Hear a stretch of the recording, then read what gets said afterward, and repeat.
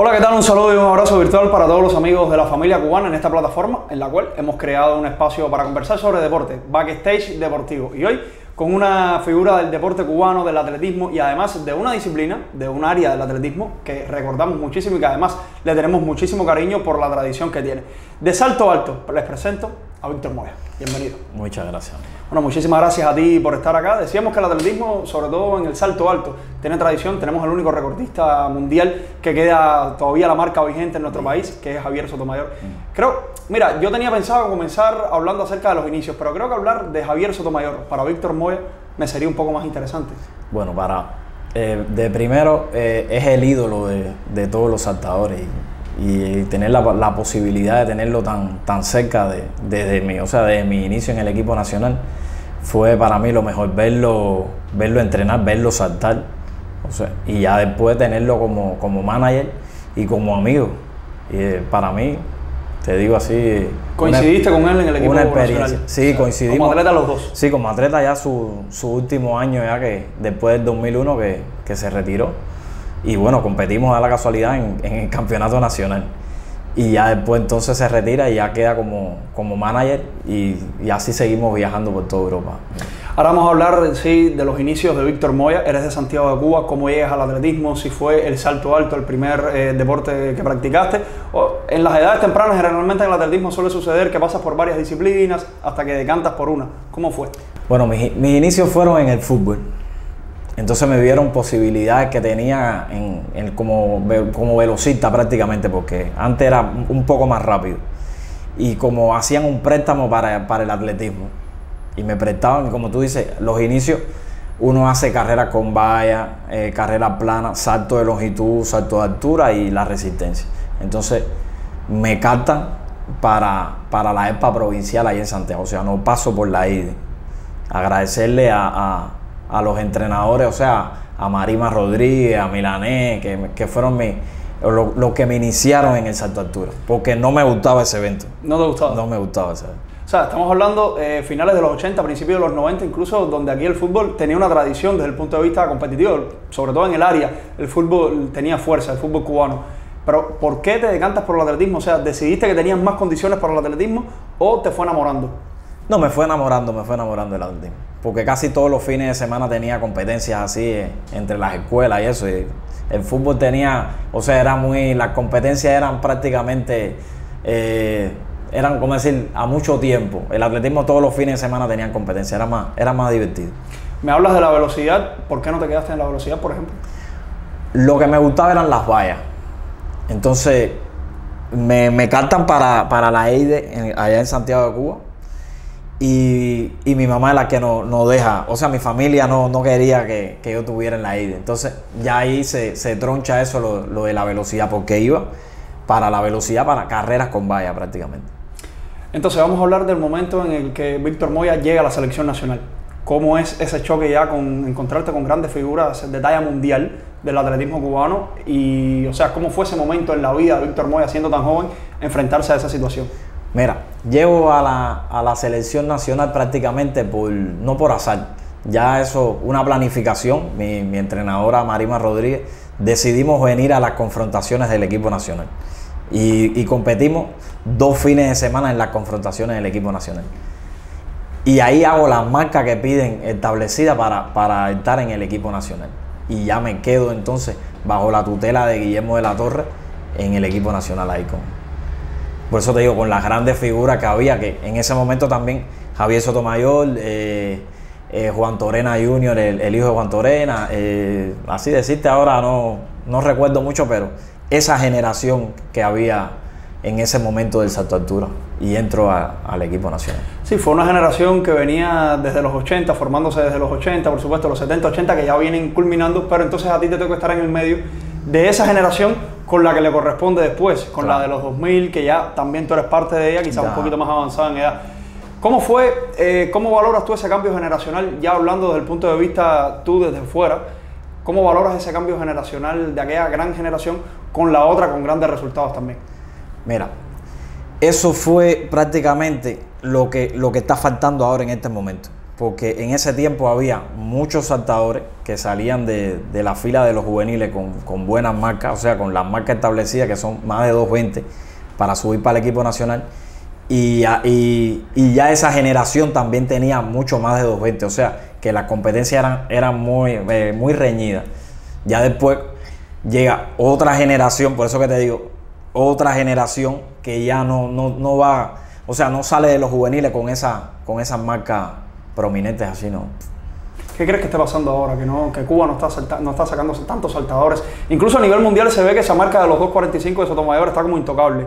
Pero ya hablando de Cuba, sin pensar en esos 2.40, 2.45, pero que no están saliendo esos saltadores que salían antes. Bueno, mayormente casi todos los muchachos más o menos en categoría lo que optan por el triple, optan por el voleibol, por el baloncesto, o sea, ya lo que tienen estatura, en vez de optar por el salto de altura, lo que optan por otro. O sea, ¿crees que lo que no tengas es el referente que a lo mejor tuviste tú con Sotomayor?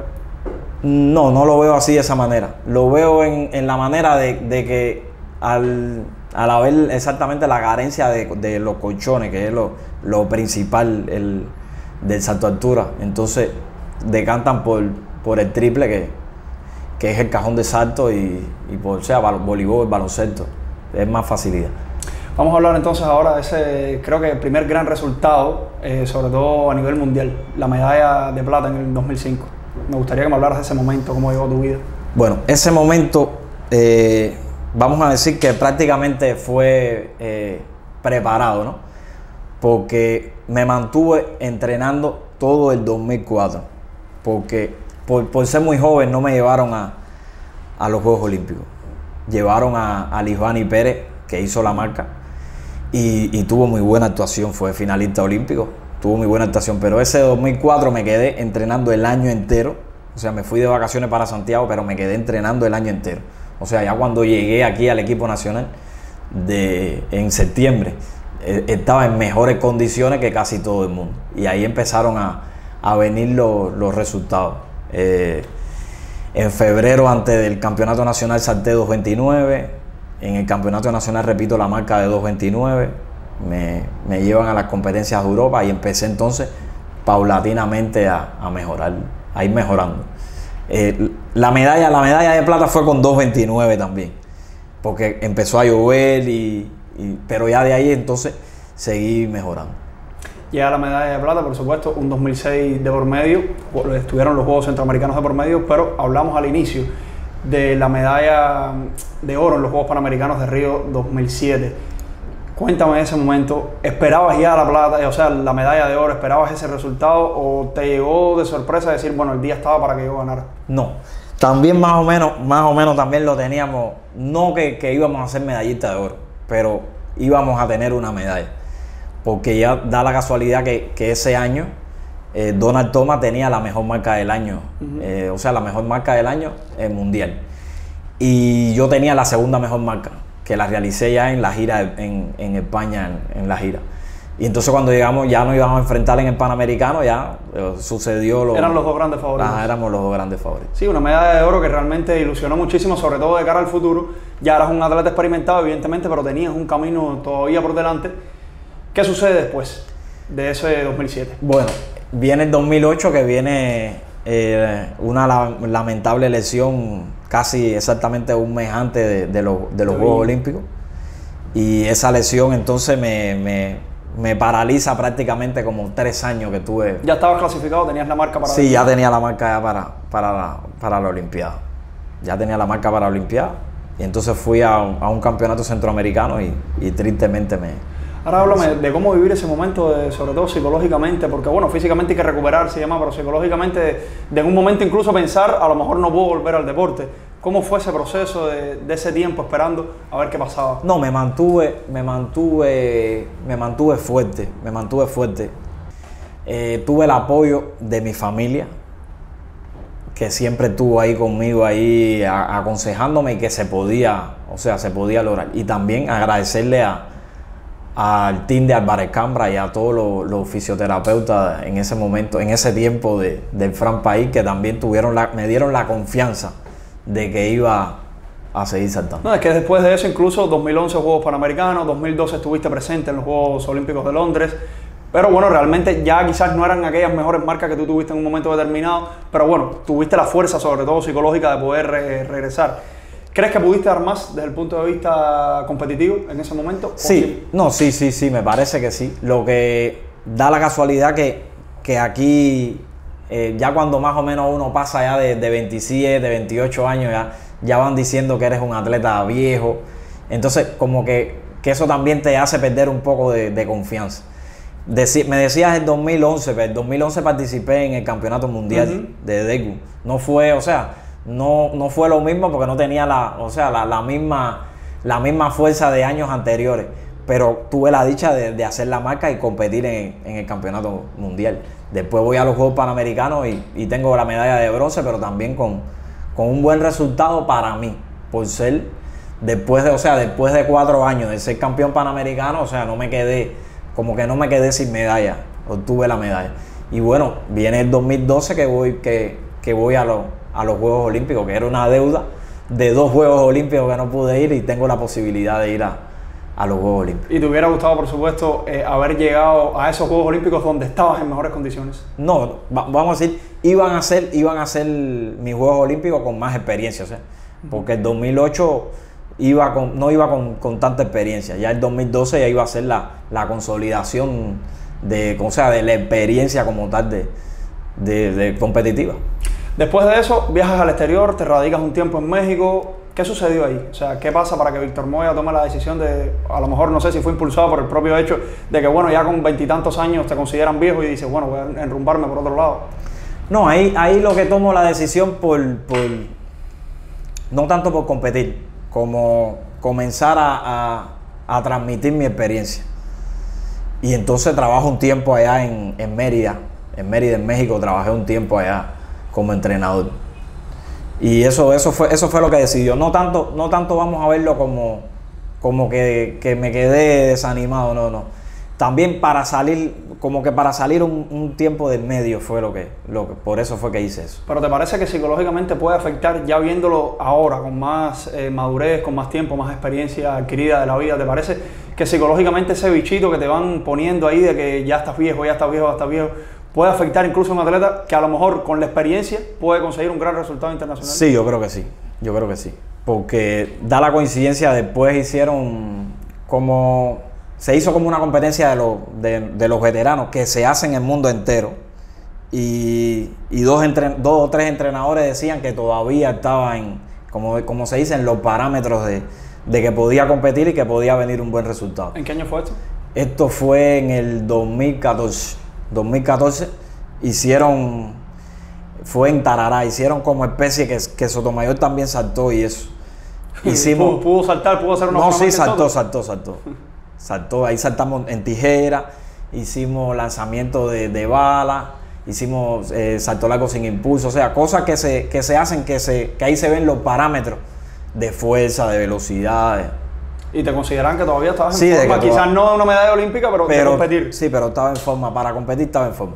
Después empiezas como entrenador. Sí, después vengo para acá y empiezo como entrenador en la base, que es lo que, como te dije, como estoy trabajando de metodólogo, pero en la base. Y empiezo a trabajar aquí en el laborante en la universidad, en los niños de la Felipe Puey ahí, con tremendo apoyo de los padres y tremendo apoyo de la universidad. ¿Y qué tal la experiencia? Ya la tenías, por supuesto, como atleta de alto rendimiento a nivel mundial, incluso en competencias olímpicas. Pero ¿qué tal la experiencia de llegar a la base y entrenar niños y empezar desde cero, a lo mejor a pulir lo que a ti te hubiera gustado que te pulieran en un momento determinado o lo que te enseñaron también tus grandes... Para mí la mejor experiencia, porque prácticamente salimos del instituto no que salimos, estamos en el instituto y estamos compitiendo al primer nivel, o sea, todo lo estudiado, ahí fue que empecé a reflejarlo ahí con los niños. Ahora, esta es una pregunta y una duda que yo siempre he tenido. O sea, el atletismo sucede que llegan los atletas a conocerse muchísimo, incluso cuando son rivales a nivel internacional. ¿Qué se dicen? ¿Qué conversan entre salto y salto? A lo mejor con el propio Thomas en los Juegos de 2007, no sé. ¿Qué se dialoga ahí? ¿Qué se intercambia? No, en la competencia prácticamente somos rivales. Después de la competencia sí somos muy buenos amigos.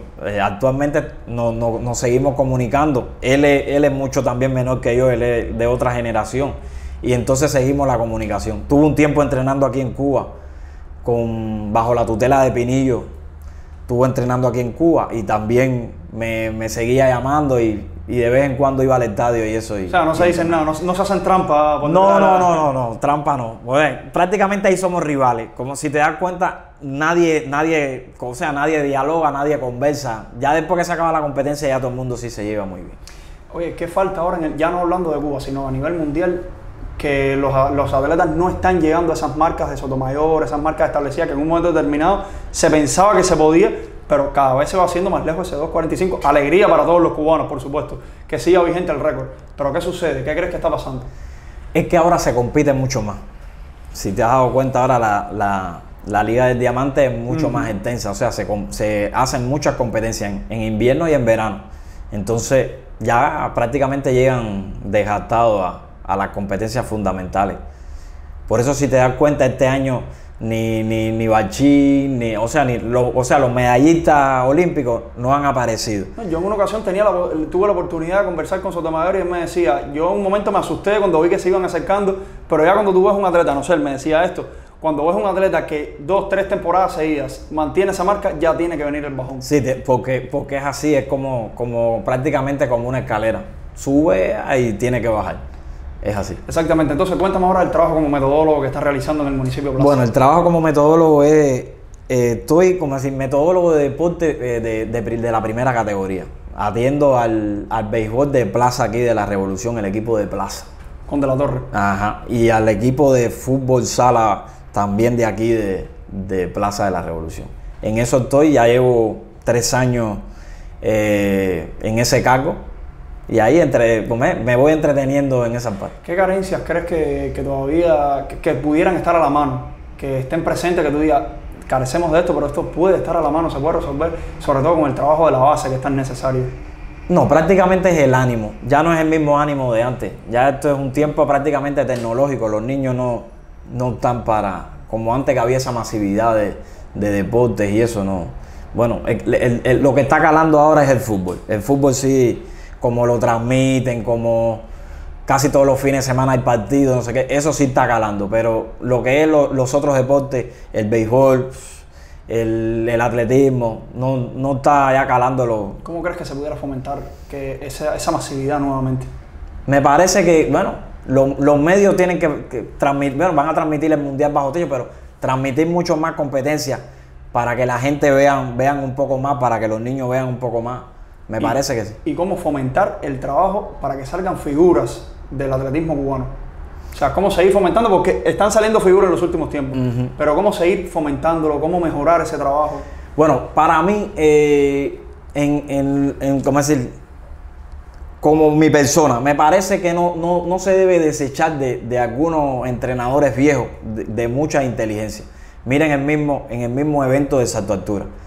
Tenemos aquí ahora en estos momentos, que no estaba aquí en Cuba, pero está ahora aquí en Cuba, Guillermo de la Torre. Prácticamente le dieron a Sotomayor con 2.44 y él lo puso con 2.45. O sea, que tiene mucho conocimiento de lo que es Salto Altura. Y otros entrenadores de otros eventos que son viejos, que lo tienen prácticamente apartado. Me parece que eso es lo que falta, ligar lo viejo con lo nuevo. Y ahí, en ese engrane, se va a cosechar algo bueno. ¿Cómo se ve Víctor Moya de aquí a 5 o 10 años? ¿Qué le gustaría estar haciendo? Bueno, a mí como tal, me gusta más el trabajo en el terreno, ¿viste? Me gusta no tengo la posibilidad ahora porque estoy prácticamente en una oficina, pero de vez en cuando sí lo aprovecho. Mira, este fin de semana voy a estar ahí en la Copa Cuba disfrutando de las competencias y eso. Ya como espectador, por supuesto. Algo que quieras transmitir ya como mensaje final, algo que quieras decir, algo que crees que te haya faltado por decir. No, para mí, agradecido con ustedes por tenerme en cuenta y bueno, que esta entrevista que la vean muchas personas y muchos amigos que tengo en el mundo entero. Bueno, pues nada, te quiero agradecer infinitamente. Por supuesto, también agradecerle a todos los amigos de la familia cubana que han estado conectados con este espacio Backstage Deportivo. Te invito a que te suscribas, si no lo has hecho ya, al canal de la familia cubana. Por supuesto, para ir creando interacción, comentar también qué otros atletas les gustaría que tuviéramos por acá, por el espacio de Backstage Deportivo. De esta manera estamos poniendo punto final y como siempre les digo, chao.